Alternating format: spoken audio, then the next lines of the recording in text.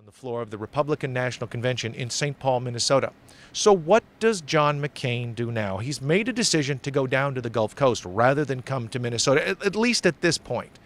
But how will it play out? You see, the problem is that when we have a humanitarian crisis, many say we can't talk about politics, but we're in the middle of a political season. We're at a political event, so people want to know, how will it play? Well, let's assume for a second. He goes down to Mississippi. And he starts looking at this. Realize he's not in the chain of command. There's nothing that he can do. There's nobody that he orders around. He simply goes down there with his Secret Service detail and gets in the way. Not much more.